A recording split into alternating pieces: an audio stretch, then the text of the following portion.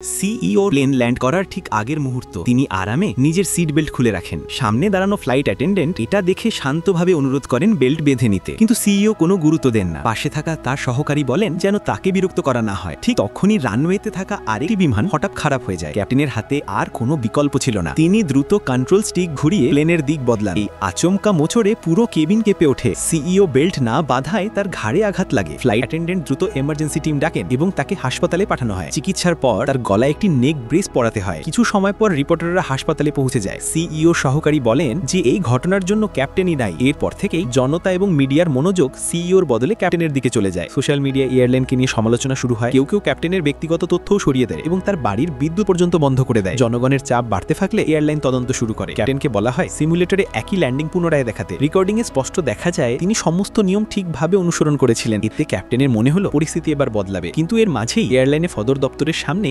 সাংবাদিকদের ভিড় বিক্ষোভ শুরু করে। পরিস্থিতি শান্ত করতে কোম্পানি তবু ক্যাপ্টেনকে শাস্তি দিতে চায়। বিষয়টি ফ্লাইট অ্যাটেন্ডেন্ট জানতে পারলে তিনি রিপোর্টে লিখে দেন যে সিইওর আঘাত তারা নিজেই বেল্ট না বাঁধার কারণে হয়েছে। কিন্তু অনলাইন ভিড় এই তথ্য মানতে চায় না। তারা আরও প্রমাণ দাবি করে। তখনই ফ্লাইট অ্যাটেন্ডেন্টের মনে পড়ে পাশের সিটে বসা একজন যাত্রী পুরো ঘটনাটি নিজের চোখে দেখেছিলেন। তিনি তার কাছে যান। যাত্রী বিনা দ্বিধায় বলেন তিনি সাক্ষ্য দেবেন। একটি প্রেস কনফারেন্স আয়োজন করা হয়। প্রধান ফ্লাইট অ্যাটেন্ডেন্ট শান্তভাবে পুরো ঘটনা ব্যাখ্যা করেন। তিনি জানান কেবিন ক্রু এবং যাত্রী উভয়ই দেখেছেন যে আসল ভুলটি ছিল সিইও। অবশেষে সত্য প্রকাশিত হয়। এয়ারলাইন ক্যাপ্টেনকে নির্দোষ ঘোষণা করে, তার সবার সামনে তার মর্যাদা ফিরিয়ে দেয়।